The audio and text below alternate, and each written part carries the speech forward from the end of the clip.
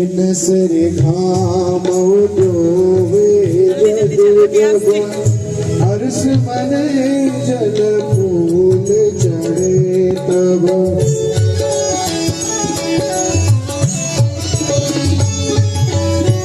बिन सिर घाम उडोवे जग जब हर्ष मने जल फूल चढ़े तब सिलु घाम छेड़ लगे अब मुख पर काणू अंधेरो गिरे हरले भजन रे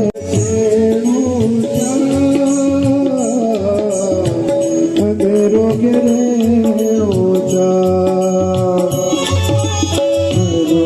भजन रे करले भजन करले भजन रे करले भजन करले भजन रे करले भजन करले भजन रे करले भजन करले भजन करले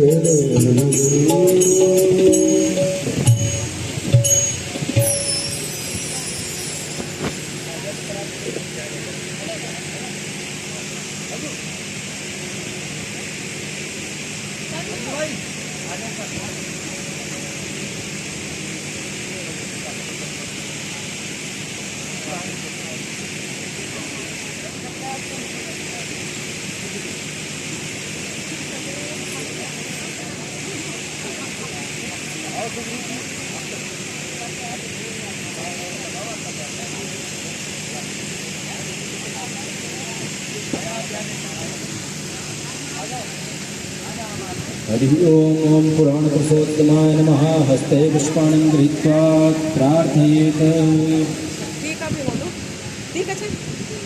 ओम या कुन्देन्दुतुषारहारधवला या शुभ्रवस्त्रावृतां या वीणावरदण्डमण्डितकरा या श्वेतपद्मासना या ब्रह्माच्युतशङ्करप्रभृतिर्देवे सदा वन्दितां श्यामां पात सरस्वती भगवती निःशेषजाडाम्बः।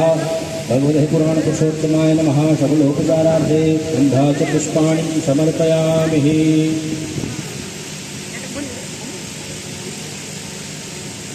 नैवेद्यं निवेदयामि। नैवेद्यान्ते आचमनीयं जलं समर्पयामि। पुष्पमालिकां समर्पयामि।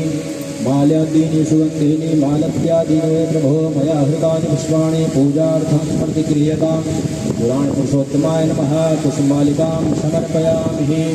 द्रव्यदक्षिणां हिरण्यगर्भगर्भस्थं हेमबीजं विभावशो अनन्तः पुण्यफलदः मत्तः शान्तिं प्रयच्छ मे।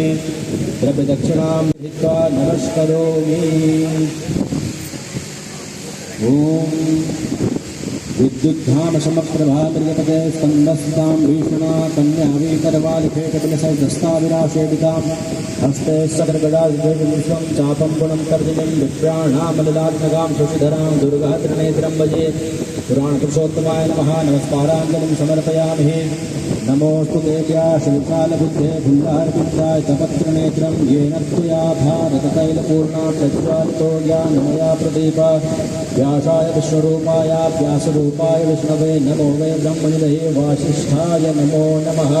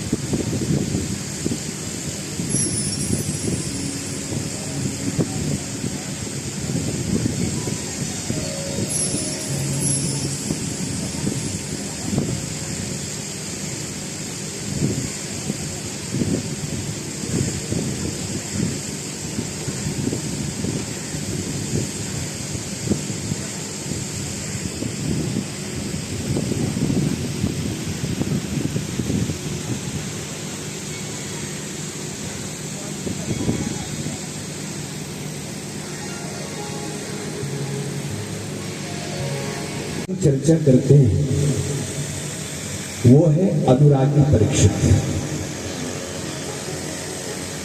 और जो देवी भागवत यहां जिस परीक्षित की बात चल रही है वो है रागी परीक्षित। रागी और अनुरागी।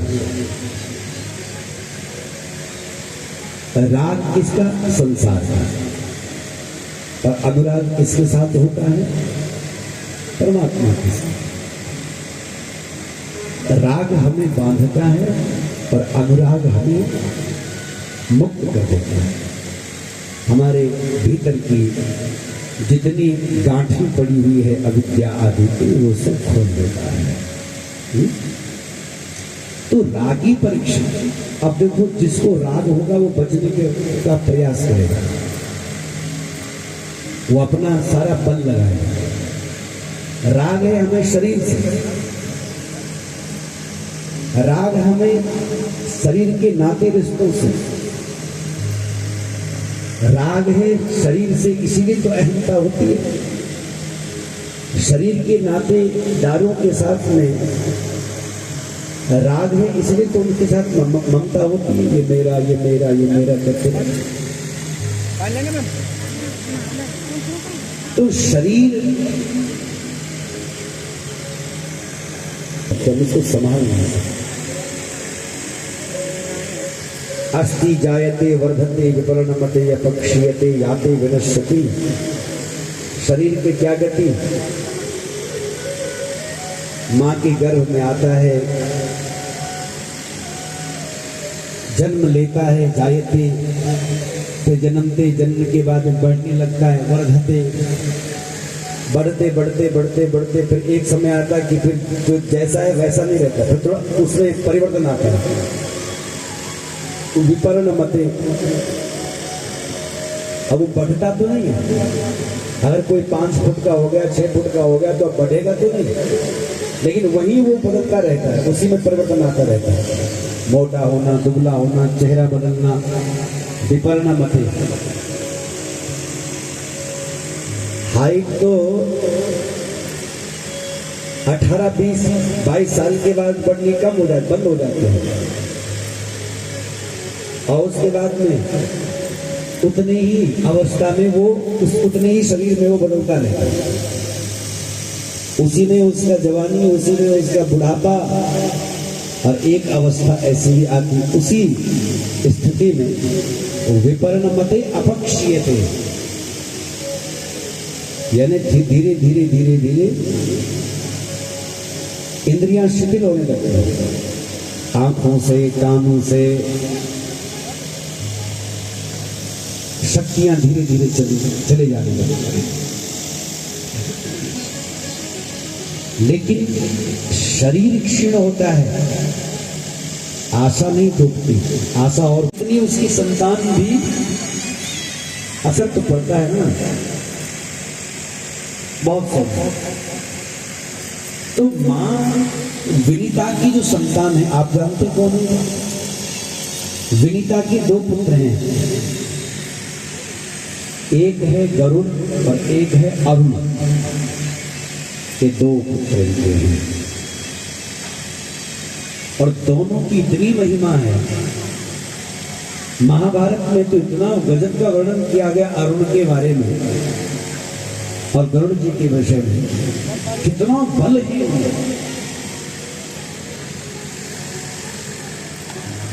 भगवान ने इनको अपना वाहन बना लिया, गरुड़ जी को। भक्त है भगवान, गरुड़ वाहन हो गया, सदैव भगवान की सेवा में विराजमान है।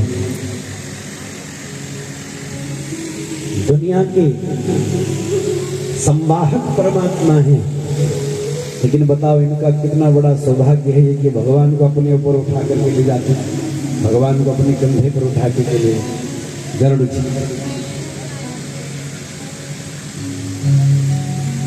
तो बड़े सौम्य हैं, वैसे ऐसे लड़ने वाले नहीं, लेकिन जब कोई छेड़ दे तो अब ऐसा हो गया ना, कथा ऐसी हो गई कि सुन रहे हो तो ठीक, नहीं सुन रहे हो तो कथा वक्ता को मतलब नहीं, उन्हें अपनी सारी घृणा सुना देनी है कि बस एक तरफ से सब।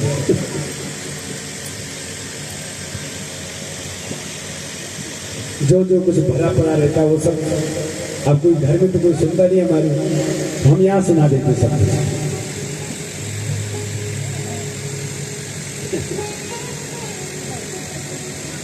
तो भाई तुम सुन रहे हो कि नहीं सुन रहे हो कि किस विषय में कथा चल रही है? फिर से एक बार आपका ध्यान ले जाता हूं। ये आस्तिक मुनि क्यों आया जन्मेजय का प्रश्न है, कहां से आया, कौन है ये किसका प्रश्न है? मनसा देवी की कथा है ये।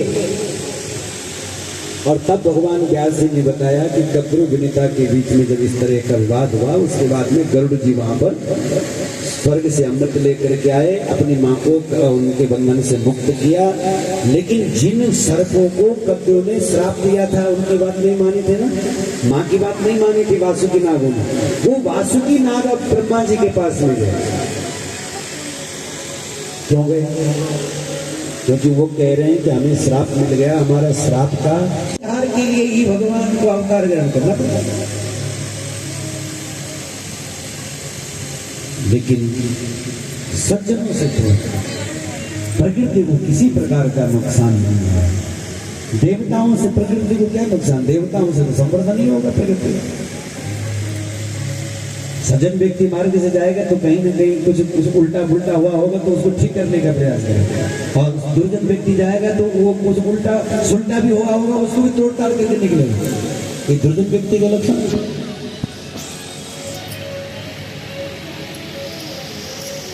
सरकारी संपत्ति को नुकसान पहुंचाना, सड़कों में कई प्रकार के जो हमारे लिए जो निशान बने हुए होते हैं उनको तोड़ना, उन पर उल्टा सुल्टा लिखना, ये किसके काम है? ये दुर्जनों के काम है। सज्जनों का काम क्या है? मार्ग में कुछ गड़बड़ हुआ हो तो उसको ठीक करना, ये पुण्यात्माओं का काम है।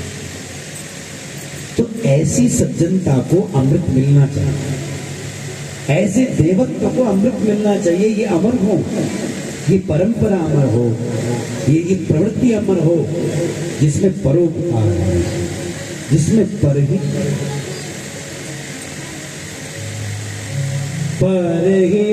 सरी से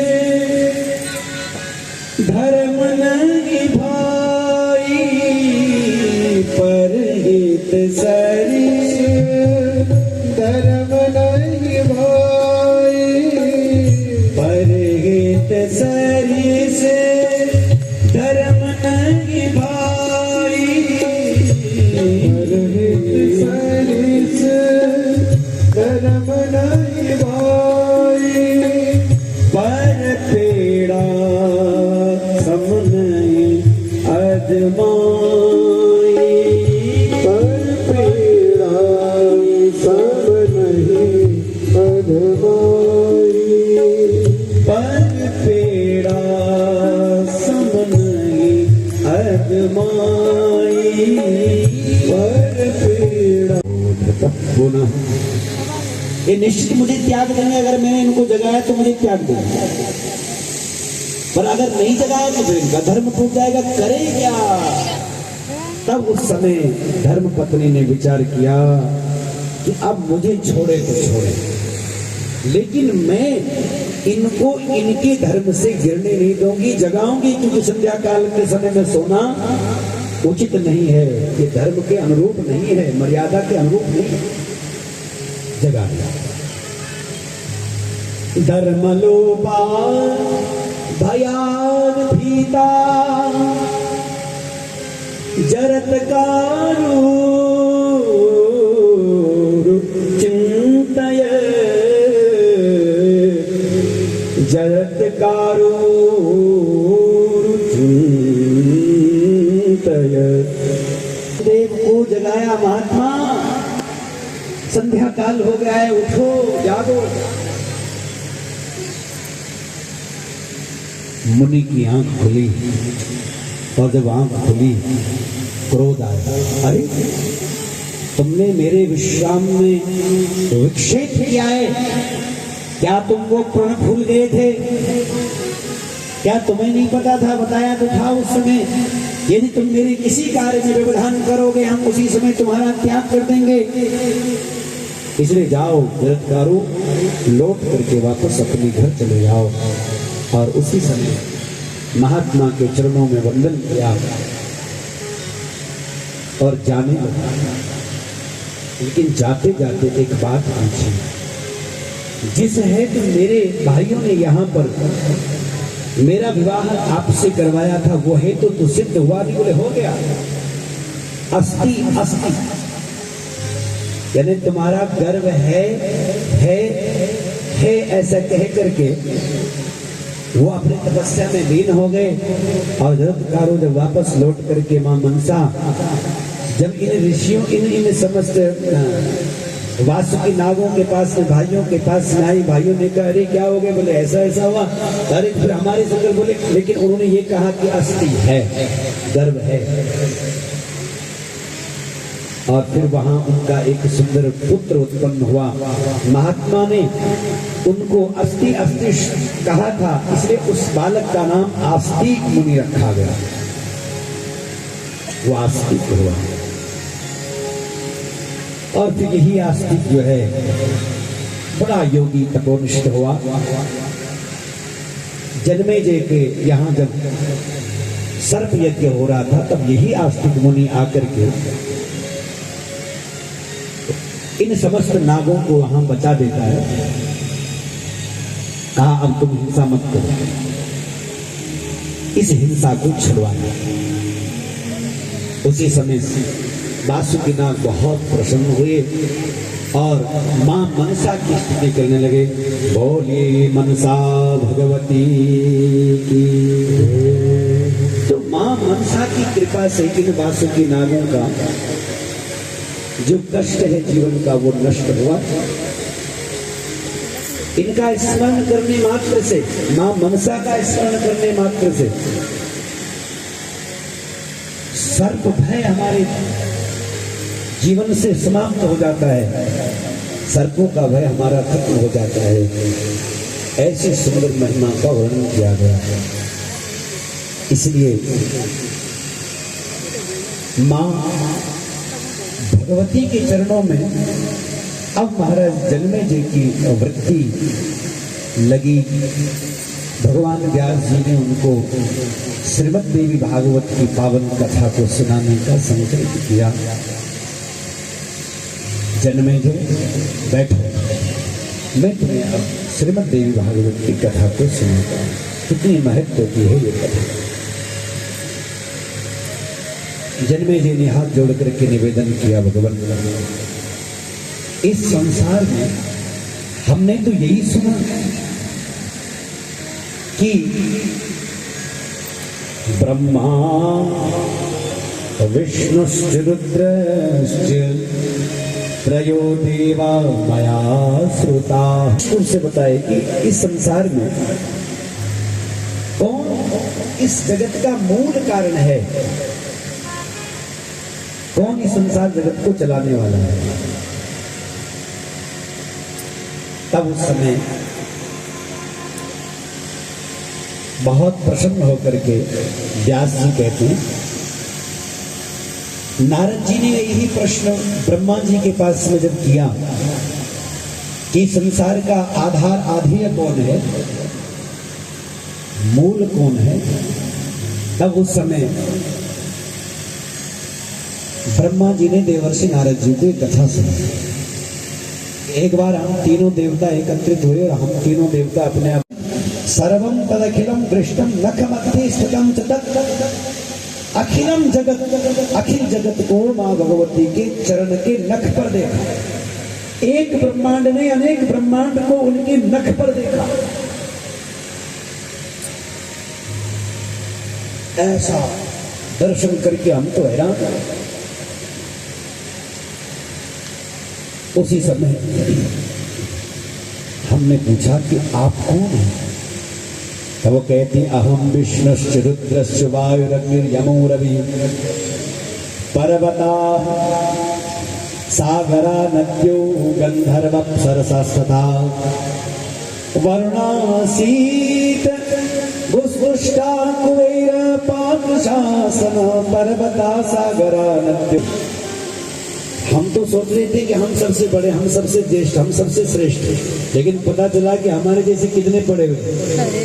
हमारी पहाड़ी में बोलते हैं कि धार पछवाड़ी का ध्यान करें, धार के पीछे एक से एक पड़े हुए, हम कायदा अहंकार लेके बैठे हुए, हम ये हम वो, नहीं, धार के पीछे एक से एक।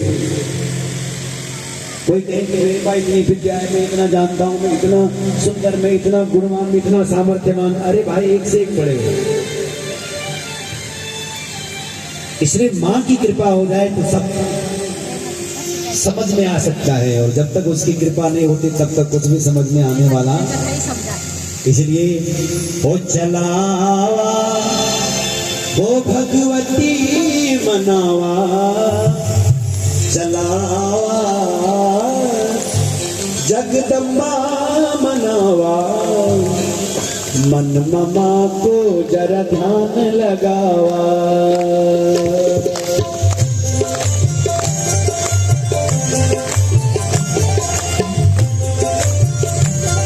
मनावा चलावा भगवती बनावा, चलावा